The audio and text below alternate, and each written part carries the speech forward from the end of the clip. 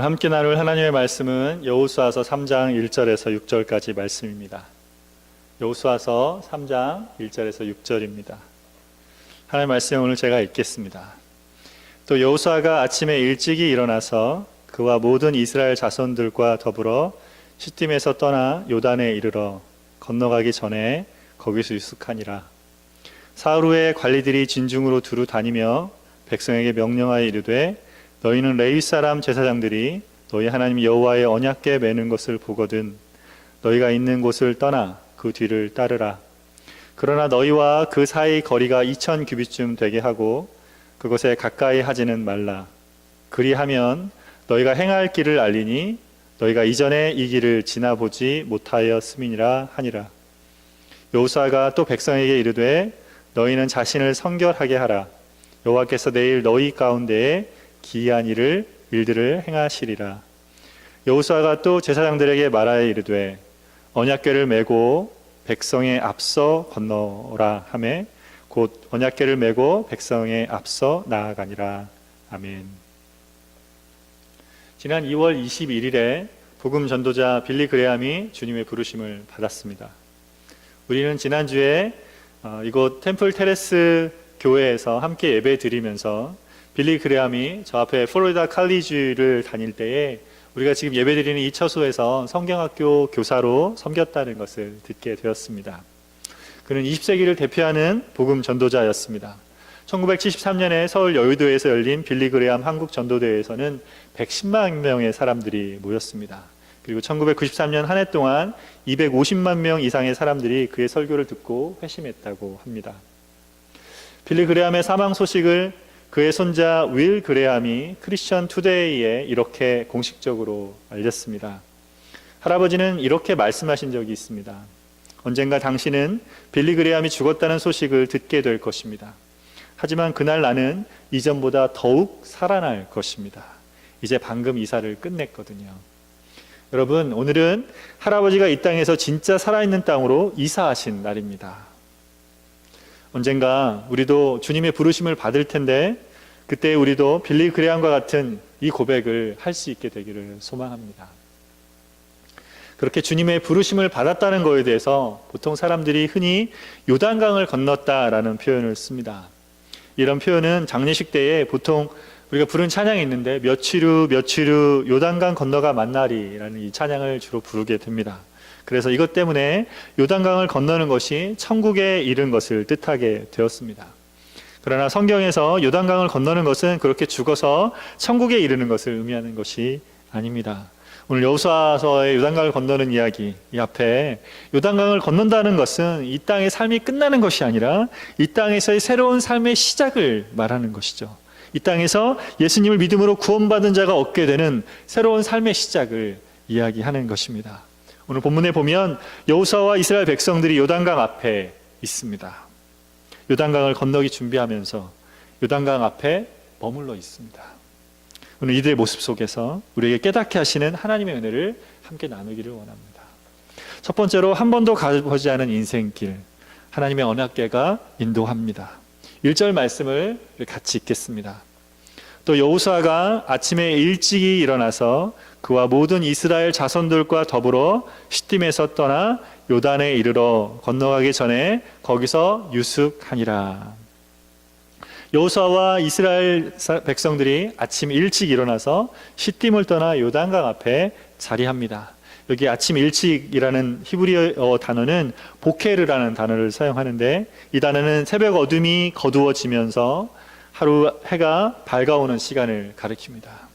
캄캄했던 그 새벽이 지나고 동이 터오는 밝은 빛이 나오는 그런 시간이죠. 어둠과 밝음이 나눠지는 그런 시간입니다. 이제 여호수아와 이스라엘 사람들이 광야 시대를 뒤로하고 새로운 시대로 나아가게 됐다는 것을 의미합니다. 특별히 이들이 시딤에서 떠났다고 말하는데 시딤은 이스라엘 백성들에게는 아주 아픈 기억이 있는 곳입니다. 민수기 25장 1절에 보면 이곳에서 발람의 꾀에 넘어가서 이스라엘 사람들이 모압 여인과 음란한 일을 했던 곳입니다. 그러다 하루에 24,000명이 죽었던 곳입니다. 이곳을 떠나서 요단으로 갔다는 것은 이제 이스라엘이 과거의 불순종과 음란을 벗어버리고 새로운 삶의 자리로 나아가고 있다는 것을 보여줍니다. 이렇게 요단을 건너 약속의 땅으로 들어가는 것은 어둠에서 빛으로, 죄 가운데 살던 옛 모습에서 거룩함으로 나아가는 것을 보여줍니다. 이렇게 시딤을 떠난 이스라엘 사람들은 요단강 앞에 와서 그곳에서 3일 동안을 머물게 됩니다. 여러분, 왜 거기서 3일을 머물렀을까요? 바로 건너가지 않고 건너갈 방법이 없었기 때문에 그렇습니다. 당시 요단강은 물이 차고 넘치는 그런 시기였습니다. 길이가 3, 4m, 깊이가 3, 4m, 폭이 20에서 30m나 되는 그런 곳이었습니다. 그냥은 건너갈 수 없는 거죠. 수영할 수 있는 사람들은 건너갈 수 있었지만 나이 드신 분들이나 어린아이들은 그냥 건너갈 수 없었습니다. 모두가 함께 건너갈 방법이 없어서 거기서 넘실대고 있는 요단강을 보면서 이들은 3일을 기다려야 했습니다. 그런 자리에 기다리는 것은 쉬운 일이 아닙니다. 여러분, 3일을 기다린다고 해서 그냥 물이 줄어드는 것도 아니고 무슨 새로운 일이 생기는 것도 아닌데 이들은 마냥 그렇게 거기서 기다려야 했습니다. 여러분, 이들이 거기서 무엇을 기다렸을까요? 여호수아를 통해서 하나님께서 말씀해 주실 것들을 기다렸습니다. 여호수아 1장 2절에 보면 요단을 건너가라고 하신 분이 하나님이시기 때문에 그 방법도 하나님께서 가르쳐 주실 것을 바라고 이들이 기다리고 있었습니다.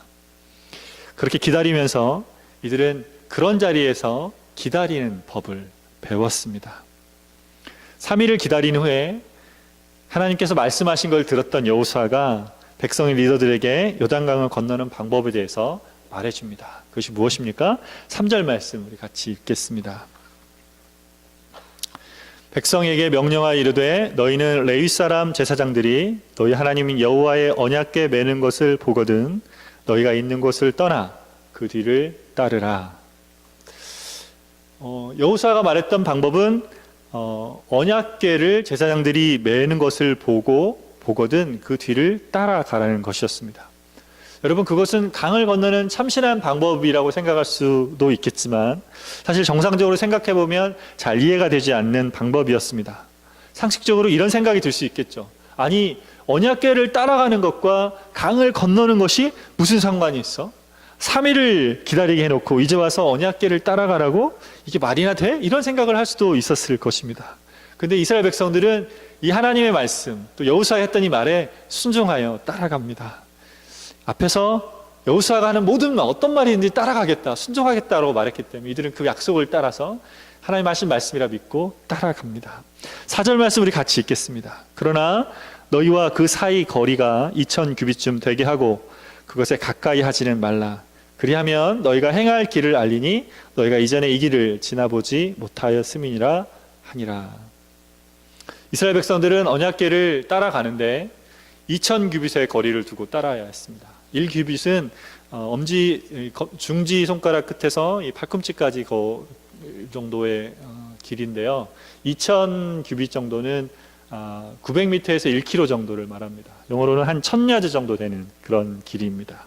이 거리를 두고 언약궤를 따라가라는 것이죠. 당시 한 200만 명 정도 되는 이스라엘 사람들, 200만 명 정도 되는 사람들이었기 때문에 가까이 붙으면 언약궤가 보이지도 않을 뿐더러 갈 수가 없었기 때문에 멀리서 보고 따라가는 것입니다. 이렇게 언약궤를 따라갈 때 어떻게 된다고 말씀한 겁니까? 언약궤를 따라갈 때 너희가 행할 길을 알게 된다라고 말했습니다. 그러면서 너희가 이전에 이 길을 한 번도 지나보지 못하였기 때문이라 라고 말하고 있습니다. 지금 이스라엘이 가는 그 길은 한 번도 가보지 않은 길이었습니다. 그래서 요단강을 건너가는 일뿐 아니라 앞으로 요단강에 건너가서 들어가서 살아야 할 그 땅의 삶도 한 번도 살아보지 않은 길이었습니다. 가보지 않은 길에서 어떻게 행해야 될지를 알게 된다는 것입니다. 어떻게 알게 됩니까? 앞에 가고 있는 하나님의 언약궤를 따라갈 때 알게 되는 것입니다. 여러분, 언약궤가 무엇입니까? 언약궤는 보통 법궤, 증거궤라고 불렀는데 특별히 지금 여기서 언약궤라고 불리는 것은 하나님께서 이스라엘 백성들과 언약, 약속을 맺었다는 의미입니다. 언약을 지키시는 하나님께서 그 언약 안에 있는 백성들 안에 거하신다는 하나님의 임재의 상징입니다. 광야에서 이스라엘 백성들은 성막을 중심으로 진을 쳤습니다. 그 성막의 중심에는 성소와 그 다음에 지성소가 있었죠. 그 지성소에 유일하게 놓여 있었던 것이 바로 이 언약궤였습니다. 언약궤 안에 뭐가 들어있습니까? 십계명의 두 돌판, 그리고 만나 닿음은 항아리, 그리고 아론의 쌍난 지팡이가 있었습니다. 하나님이 주신 말씀과 그리고 생명의 양식, 그리고 하나님의 권위를 나타냈던, 하나님의 심판을 보여주던 아론의 쌍난 지팡이가 있었습니다. 이것들은 모두 언약의 하나님께서 그 백성의 삶 속에서 관계하며 함께 하신 것을 보여주시는 것입니다. 근데 이제 하나님께서 요단을 건너가기 위해서 이 언약궤를 따라가라고 하셨습니다. 언약궤를 따라가는 것이 당장 요단을 건너는 방법처럼 보이지 않아도 그렇게 할 때에 가야 할 길을 알게 된다는 것입니다. 앞서가는 언약궤에 따라갈 때 알게 됩니다. 언약의 하나님께서 인도하시는 그 길을 알게 되는 것입니다. 우리가 살아가는 인생길, 우리도 한 번도 가보지 않은 길입니다. 누구나 다 마찬가지입니다. 유지사님 그러지 않습니까? 연세가 많이 드셨어도 날마다 살아가는 인생길, 새로운 길 아닙니까? 한 번도 가지 않은 길이라 늘 새롭고 어떻게 해야 할지 몰라서 우리가 늘 새롭게 찾아가고 알아가야 되는 것이죠. 요즘은 내비게이션이 발달되어서 금방 길을 찾아갑니다. 핸드폰으로 찾기만 하면 가장 빠른 길 알려주고 언제쯤 도착할지도 알려줍니다. 근데 인생의 내비게이션은 없습니다. 인생길은 늘 어떻게 가야 할지 몰라서 생각하고 구하고 찾아가야 되는 것이죠. 그런 인생의 자리, 앞서가시는 하나님의 언약궤를 바라보며 따라오라고 하십니다. 여러분, 참된 인생길은 어디서 시작이 됩니까? 죄에 붙잡혀 살던 자리를 떠나서 요단을 건너가야 시작이 됩니다. 근데 요단을 건너가는 그 길, 구원받는 그 길을 우리는 알지 못합니다. 어떻게 구원을 받을 수 있는지 우리는 알지 못합니다. 그래서 우리 앞서가시며 하나님이 이끌어주시는 그 길을 따라가야 하는 것입니다. 로마서 1장 18에서 19절에 이렇게 말씀하십니다. 하나님의 진노가 불의로 진리를 막는 사람들의 모든 경건치 않음과 불의에 대하여 하늘로부터 나타나나니 이는 하나님을 알만한 것이 그들 속에 보임이라. 하나님께서 이를 그들에게 보이셨느니라. 이렇게 말씀하십니다. 하나님께서 모든 사람들에게 하나님을 알만한 것을 보이셨습니다. 그럼에도 불구하고 우리는 하나님을 알지 못하고 찾지 못합니다. 우리의 눈이 흐려져 있어서 그렇습니다. 참 진리를 분별하지 못합니다. 참되신 하나님을 섬기지 못하고 오히려 우상을 숭배합니다. 로마서 1장 22절 23절에 계속해서 이렇게 말씀하십니다. 스스로 지혜 있다 하나 어리석게 되어 썩어지지 아니하는 하나님의 영광을 썩어질 사람과 새와 짐승과 기어다니는 동물 모양의 우상으로 바꾸었느니라. 사람들은 스스로 지혜롭게 살아간다고 생각하지만 사실 마음에 모두 우상을 숭배하며 살아가고 있습니다. 더 많이 배우고자 하고, 더 큰 권력을 얻고자 하고, 더 많은 돈을 소유하고자 하고, 더 큰 쾌락을 추구합니다. 그런 우상들을 마음에 품고 살아가고 있습니다. 요즘 한국 사회는 미투 운동이 한창입니다. 지난해 12월에 미국 타임즈에서 미투 캠페인을 주도한 사람들을 올해의 인물로 선정했습니다. 헐리우드의 유명한 영화 제작자 하비 웨인스타인의 성추행 사건이 알려진 후에 여배우 알리사 밀라노가 트위터를 통해서 미투를 제안하면서 빠르게 확산되었습니다. 그 불길이 한국에도 퍼져서 법조계, 종교계, 문학계, 예술계, 또 대학가에 빠르게 확산되고 있습니다. 여러분, 왜 이런 일이 벌어지는 것입니까? 사람들이 쾌락을 추구해서 다른 사람들의 인격을 존중하지 못한 것입니다. 쾌락을 추구하며 걸어야 할 길을 잃어버린 것입니다. 앞서가시는 하나님의 언약궤를 따라 걸어가야 되는데 그것을 따라 걸어가지 않기 때문에 그렇게 된 것입니다. 지난주에 전도하면서 만난 분이 있습니다. 텍사스에서 14년째 가구 사업을 하고 계신 분이었는데 요즘 가구 팔기가 굉장히 어렵대요. 그래서 가구 한 3,000불 정도 되는 가구를 구입하면 한 56인치 되는 TV를 같이 끼워준다고 합니다. 근데 그냥 끼워줄 수 없잖아요. 그래서 TV를 좀 싸게 구입하기 위해서 그거 싸게 공급해주는 회원에 가입을 하고 그것을 직접 오더해야 되기 때문에 이번에 올랜도에 오게 됐답니다. 그래서 올랜도에 왔다가 템파에 동생이 살아서 템파에 잠깐 들렸을 때 저를 만났죠. 그렇게 그 삶의 길, 사업의 길을 찾아오신 그분에게 제가 물었습니다. 예수님 믿으십니까? 그랬더니 이분이 이렇게 대답하는 거예요. 제가 때가 되면 믿으려고 합니다. 지금 아직 덜 갖춰져서 믿을 수 없습니다. 이렇게 이야기하면서 이렇게 말씀하셨습니다. 주일만 교회 다니는 것처럼 보인 사람들과 함께 교회 다닐 자신이 없어서 자기가 잘할 수 있을 때까지 기다린다고 하셨습니다. 그래서 그분의 진솔한 마음을 잘 나눠주셨지만 그분은 아직 그 길을 잘 모르고 계셨던 거죠. 그분께 우리 힘으로 믿는 게 아니라고, 하나님께서 열어놓으신 그 길을 우리가 의지해서 따라가는 것이라고 권면해 드렸습니다. 들으시고는 나중에 기회되면 교회에 가시겠다고 하셨습니다. 여러분, 구원의 길은 우리가 스스로 찾을 수 없습니다. 하나님께서 우리에게 열어놓으신 그 길을 보지 않고는 우리는 그 길을 갈 수가 없습니다. 예수님께서 내가 곧 길이요 진리요 생명이니 나로 말미암지 않고는 아버지께로 올 자가 없느니라, 이렇게 말씀하셨습니다. 예수님, 그분이 우리의 길 되십니다. 하나님께로 가는 유일한 길이 되십니다. 그렇게 하나님의 인도하심을 받는 것은 구원을 받을 때뿐 아니라 구원받는 자로 살아야 할 삶에도 필요한 것입니다. 하나님의 언약궤를 따라갈 때 우리는 가보지 않은 인생길을 안내받고 걷게 되는 것입니다. 지금 우리에게는 언약궤가 없죠. 어떻게 따라갑니까? 하나님 주신 말씀은 언약궤를 대신합니다. 말씀을 묵상하고 말씀을 따르면서 계속해서 바라볼 때 우리가 어떻게 해야 되는지를 알게 되는 것입니다. 여호와 하나님께서는 여호와 로이이십니다. 여호와 로이는 하나님께서 우리의 목자 되신다는 것이죠. 시편 23편 1절과 2절에 여호와는 나의 목자시니 내가 부족함이 없으리로다. 그가 나를 푸른 초장에 누이시며 쉴만한 물가로 인도하시는도다 라고 말씀하고 있습니다. 그분이 우리의 필요를 아시고 돌보시고 채우십니다. 그분이 우리의 이름을 아시고 우리 앞서 가시며 우리의 길을 인도해 가십니다. 목자가 앞에서 양을 인도해 가듯이 그렇게 우리의 인생길을 이끌어 가십니다. 시편 119편 105절에 주의 말씀은 내 발의 등이요 내 길의 빛이니이다 라고 했습니다. 주님의 말씀은 내 발의 등입니다. 말씀이 우리 매일의 삶을 세밀하게 비추며 인도해 가십니다. 주님의 말씀은 내 길의 빛이십니다. 말씀이 우리가 걸어야 할 인생길 전체를 이끌어 가시는 것입니다. 그렇게 우리 앞서 가시는 하나님의 언약궤를 따라 구원의 길과 구원받는 자의 길을 인도받는 저와 여러분 되시기를 바랍니다.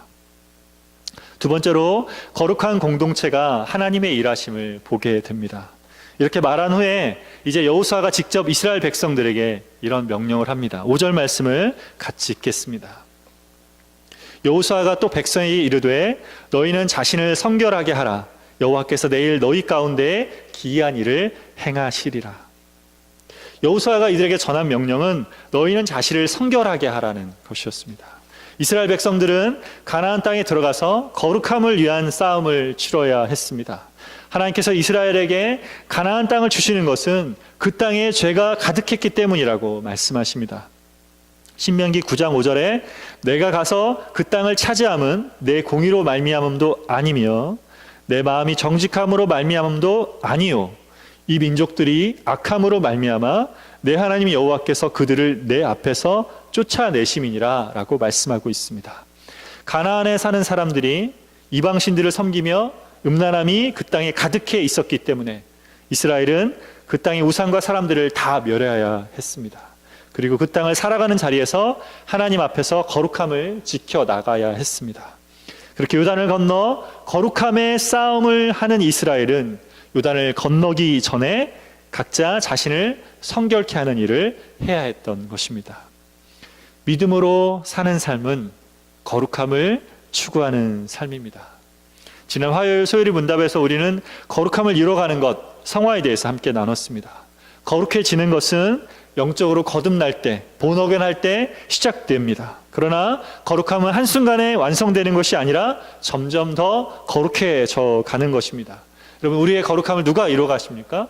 하나님이 이루어 가십니다. 그리고 우리도 그 하나님과 함께 우리의 거룩함을 이루어 가는 것입니다. 그래서 우리가 거룩해져 가는 거에는 두 가지를 함께 해야 됩니다. 하나님을 의지하는 것과 스스로 거룩함을 추구해가는 일을 두 가지 다 해야 됩니다. 하나님께서 이루어 가시니까 나는 아무것도 하지 않아도 돼, 이러면 어떻게 됩니까? 게을러지고 영적으로 성숙하고 거룩해지는 일들이 늦어지게 되는 것이죠. 더디게 하는 것이 되는 것입니다. 성장하지 않게 되는 것입니다. 반대로 하나님을 의지하지 않고 우리 힘만으로 나는 거룩해져야지 이렇게 생각하면 어떻게 됩니까? 그럴 때는 우리가 교만하게 되거나 쉽게 넘어지게 되는 것이죠. 거룩함을 이뤄가는 것, 하나님 의지하는 것과 우리가 추구하는 것, 하나님 의지하면서 우리의 거룩함을 추구하는 일들을 같이 해 가야 되는 것입니다. 여호수아는 지금 이스라엘 백성에게 너희는 자신을 성결케 하라라고 했습니다. 왜 이렇게 자신을 성결케 해야 되는 것입니까? 이는 여호와께서 내일 너희 가운데서 기이한 일들을 행하시기 때문입니다. 하나님께서는 거룩하시기 때문에 거룩한 자들 가운데서 일하십니다. 거룩은 구별되는 것을 의미합니다. 하나님께서 창조주 되심으로 창조한 세계와 구별되십니다. 하나님이 그렇게 우리와 구별되심으로 거룩하십니다. 요단강을 건너가는 그 일, 하나님께서 요단을 멈추게 하시는 거잖아요. 요단을 끊어서 건너게 하신 창조주 되신 하나님의 능력이 나타나는, 그 하나님의 거룩한 일들이 나타나는 일이었습니다. 그 자리에 이스라엘 백성들은 한 사람 한 사람 스스로 성결케 하는 일을 해야 됐던 것이죠. 하나님의 역사는 그렇게 거룩한 공동체에 나타나는 것입니다. 하나님께서는 우리 교회에서도 이렇게 일하십니다. 우리 각자가 자신을 거룩하게 할 때 우리 교회 공동체 안에서 하나님의 하시는 일들이 드러나게 되는 것입니다. 자신을 성결케 한다는 것은 지금 우리에게는 자기 마음 안에 거리끼고 또 무겁고 죄라고 생각하는 자리, 그런 말과 행동을 예수님 앞에서 고백하고 정결함을 얻는 것을 의미합니다. 베드로전서 1장 15절에 오직 너희를 부르신 거룩한 이처럼 너희도 모든 행실에 거룩한 자가 되라 라고 말씀하십니다. 여러분, 한 사람 한 사람이 거룩함을 추구하며 머무는 자리에 하나님의 일하심이 나타나게 됩니다. 하나님이 일하시는 것을 보기를 원하는 공동체는 함께 이 거룩함을 목숨처럼 지켜갑니다. 거룩함을 사랑합니다. 마음이 다른 것에 나눠지지 않고 늘 하나님께 마음을 두는 것에 집중을 하게 됩니다. 주님은 우리를 볼 때 우리의 능력이나 우리의 경험이나 우리가 가진 것들을 보지 않으십니다. 주님은 우리가 주님 쓰시기에 합당하도록 깨끗하게 준비되어 있는지를 보십니다. 디모데후서 2장 21절에 누구든지 이런 것에서 자신을 깨끗하게 하면 귀히 쓰는 그릇이 되어 거룩하고 주인의 쓰심에 합당하며 모든 선한 일에 예비함이 되리라 말씀하고 있습니다. 자신을 스스로 깨끗하게 하는 사람, 그런 사람을 주님께서 쓰신다고 말씀합니다. 여기 누구든지 이런 것에서 말하는 이런 것은 문맥에 보면 진리가 아닌 것에 마음을 두는 것을 말합니다. 그 진리 아닌 것에서부터 자신을 깨끗하게 하면 귀히 쓰시는 그릇이 된다, 이렇게 이야기하는 거죠. 우리 마음 안에 들어와 있는 거짓된 것들, 잘못된 개념과 관점과 세계관들, 가치들, 그것들에서부터 우리 자신을 깨끗하게 할 때, 참 진리가 우리 안에 들어왔을 때 주님께서 우리를 쓰시기에 합당한 자로, 주님의 일들이 나타나는 자로 보게 하신다는 것입니다. 그렇게 하나님을 향한 마음이 하나 된 공동체 안에 하나님의 일들이 나타나게 된다 말씀하십니다. 주님께서 우리를 그분의 몸된 교회로 부르셨습니다. 이스라엘 백성들이 이른 아침에 시딤을 떠났던 것처럼 오늘 우리에게 과거의 죄와 상처와 어둠을 떨쳐버리고 새로운 자리로 나가라 하십니다. 언약궤를 따라갈 때 가야 할 길을 보여주시는 것처럼 한 번도 가지 않은 우리의 인생길, 주님의 말씀으로 인도해 가심을 믿으시기를 바랍니다. 하나님은 스스로 성결케 된 교회 공동체 안에서 역사하십니다. 각자 거룩함을 사모함으로 하나님께서 행하시는 놀라운 일들을 경험하는 저와 여러분 되시기를 바랍니다. 같이 기도하시겠습니다.